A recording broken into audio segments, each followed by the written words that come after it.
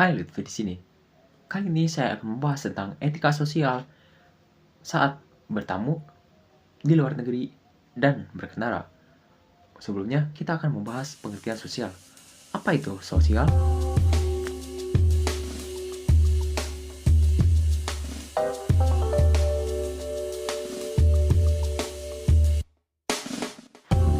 Istilah sosial berasal dari bahasa Latin, yaitu socius, yang artinya berkawan atau masyarakat.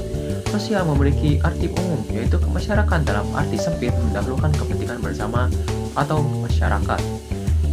Menurut Lewis, sosial adalah sesuatu yang dicapai, dihasilkan, dan ditetapkan dalam interaksi sehari-hari antara warga negara dan pemerintahannya. Menurut Ken Jacob, sosial adalah sesuatu yang dibangun dan terjadi dalam komunitas. Menurut Ruth Ailet, sosial adalah sesuatu yang dipahami sebagai sebuah perbedaan namun tetap inherent dan terintegrasi. Menurut Paul Ernst, sosial lebih dari sekedar jumlah manusia secara individu karena mereka terlibat dalam berbagai kegiatan bersama. Sosial mengandung pengertian suatu kumpulan dari individu ke individu yang saling berinteraksi sehingga menumbuhkan perasaan bersama. Pengertian sosial menurut KBBI atau Kamus Besar Bahasa Indonesia adalah segala sesuatu yang berkenan dengan masyarakat. Definisi sosial memang bisa diartikan secara luas. Secara umum, definisi sosial bisa diartikan sebagai sesuatu yang ada pada masyarakat atau sikap masyarakatan secara umum. Selanjutnya adalah tujuan sosial. Apa itu tujuan sosial?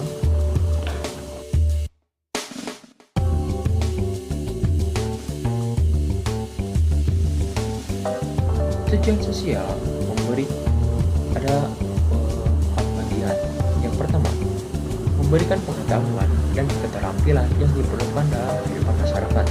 Yang kedua, mengembangkan kemampuan seseorang agar dapat berkomunikasi secara efektif dan dengan orang lain.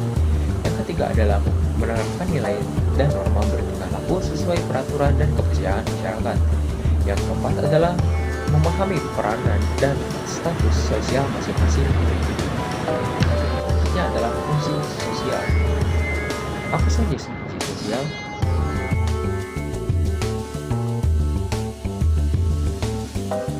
Yang pertama adalah membentuk pada pola perilaku dan kepribadian individu berdasarkan nilai dan norma di masyarakat. Yang kedua, menjaga keteraturan hidup masyarakat berdasarkan nilai dan norma yang diajarkan. Yang ketiga, meningkatkan integrasi kelompok dalam masyarakat. Selanjutnya adalah manfaat sosial. Apa saja manfaat sosial?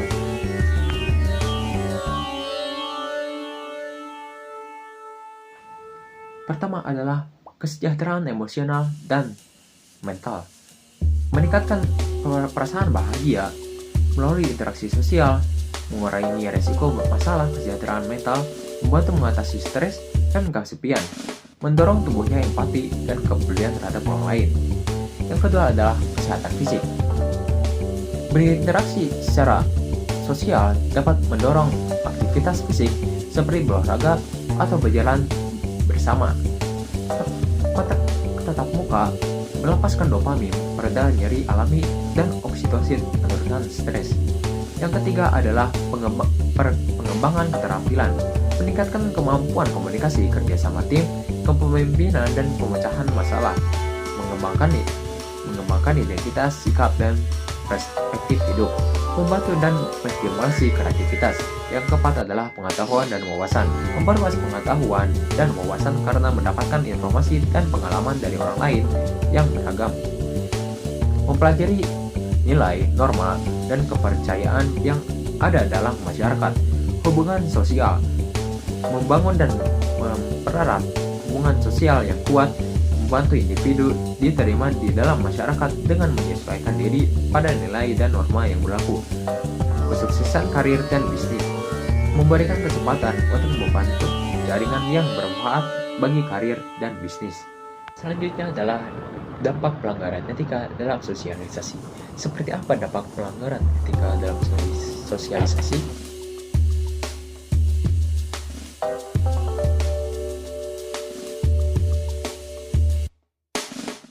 Yang pertama adalah dampak di individu. Rusaknya reputasi menyebarkan informasi palsu atau komentar negatif dan dapat merusak persepsi orang lain terhadap Anda, termasuk di lingkungan profesional dan akademik. Konflik sosial. Sikap yang tidak sopan, kasar, atau merendahkan dapat menyebabkan konflik antar individu. Keterasingan sosial. Seseorang yang tidak memiliki etika dalam berinteraksi mungkin akan dijauhi oleh masyarakat sekitar. Yang kedua adalah dampak bagi masyarakat dan institusi. Penyebaran hoaks. Informasi palsu yang tersebar cepat di media sosial dapat menimbulkan kepanikan dan kesalahpahaman di masyarakat. Ujaran kebencian dan cyberbullying. Ini dapat menyebabkan dampak emosional dan psikologis yang serius bagi korban. Hilangnya kepercayaan publik. Pelanggaran etika, terutama yang berkaitan dengan informasi palsu atau manipulasi data, dapat menurunkan kepercayaan publik terhadap institusi, penelitian, atau bahkan proses demokrasi. Konflik dan polarisasi sosial. Penyebaran ujaran kebencian dan informasi yang bias dapat memperlamah kohesi sosial dan memicu konflik di masyarakat. Pelanggaran privasi. Penyalahgunaan data pribadi dapat menimbulkan kerugian finansial dan emosional individu yang datanya dilanggar. Selanjutnya adalah rasa mental. Apa saja rasa mental?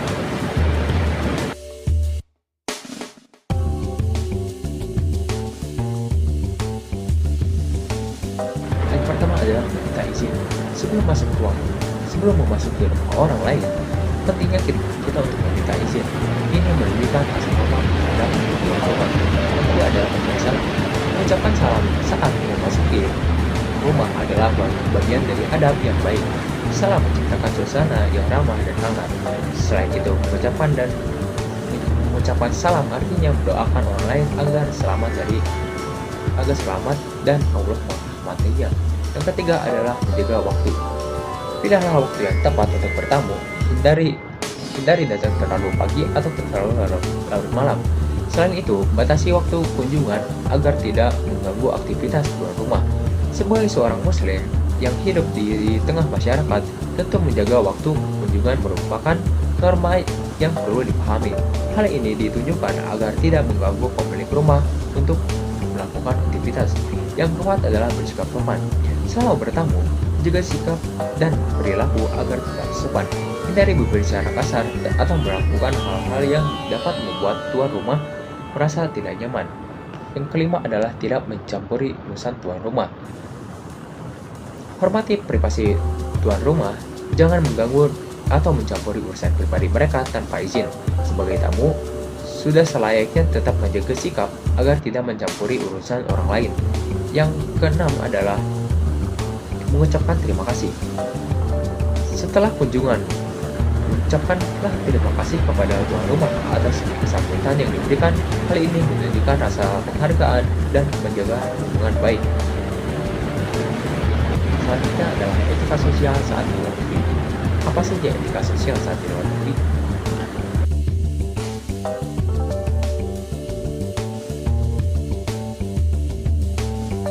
Yang pertama adalah etika umum.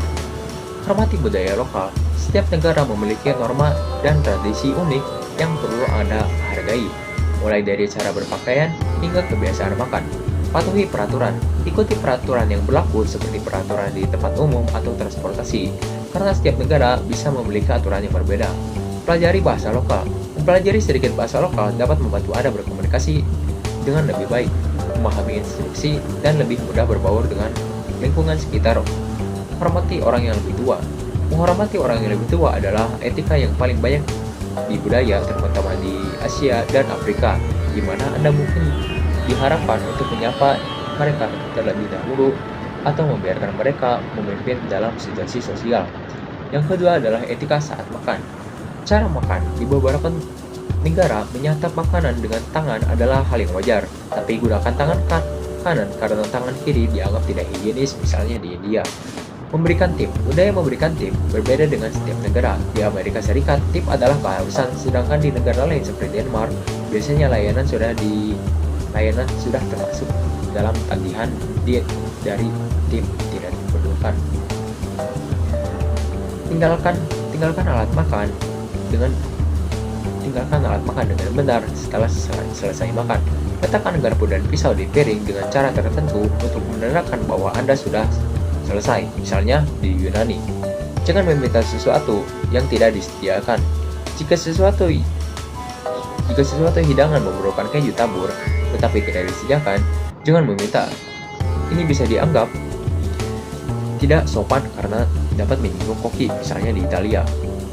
Ketiga, etika di tempat umum. Mengambil foto, berhati-hatilah saat mengambil foto di tempat umum. Beberapa tempat, seperti museum, mungkin melarang penggunaan kamera atau tersis. Gunakan akal sehat dan perhatikan aturan setempat. Jaga jarak fisik. Jaga jarak fisik yang sesuai. Berpelukan atau berciuman di tempat umum tidak pantas di beberapa negara seperti di Dubai. Hormati privasi. Hindari mengajukan pertanyaan yang terlalu pribadi tentang agama, politik, atau etis, terutama saat baru berkenalan, karena ini bisa dianggap tidak sopan. Yang keempat adalah etika saat berinteraksi sosial. Sapa orang dengan sopan. Sapa orang yang Anda temui dengan sopan. Misalnya di Prancis, menyapa penjaga toko atau pelayan kafe adalah hal yang wajar. Berhati-hatilah dengan bahasa tubuh. Jaga bahasa tubuh Anda, hindari menunjukkan telapak kaki kepada orang lain atau gambar suci, karena ini dianggap sangat tidak sopan di beberapa budaya, misalnya di Vietnam. Berhati-hatilah saat berfoto. Beberapa negara, maksudnya berhati-hatilah saat bertato. Di beberapa negara, memiliki tato bisa membatasi Anda untuk masuk ke tempat seperti Ramadan, Zen, Jepang. Yang kelima adalah etika saat berinteraksi di tempat kerja. Memberikan hadiah di beberapa negara seperti Jepang atau Filipina, memberikan hadiah adalah etika penting di tempat kerja. Namun di negara lain seperti Australia dan beberapa negara di Afrika, ini bisa dianggap sebagai bentuk suap. Pahami perbedaan gender. Peran dan ekspektasi gender bisa berbeda dari suatu negara ke negara lain. Di beberapa negara seperti di Amerika Serikat, kesetaraan gender ditekankan dan penting untuk memperlakukan semua orang dengan rasa hormat yang sama tanpa memandang gender. Hargai perbedaan budaya. Menghargai perbedaan budaya adalah inti dan etika sosial di tempat kerja. Penting untuk bersikap terbuka dan menghormati tradisi, keyakinan, dan praktis yang berbeda.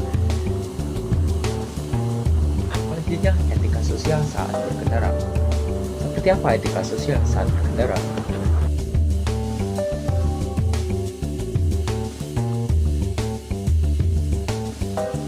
Yang pertama adalah pastikan kondisi fisik dan jiwa yang sehat. Sebelum berkendara, lakukan pemanasan terlebih dahulu untuk melanturkan otot-otot tubuh. Yang kedua, pastikan kendaraan dalam kondisi prima. Periksa kondisi mesin, ban, rem, kopling, gas, lampu depan, lampu rem, sein, bahan bakar, dan surat-surat seperti SIM dan STNK.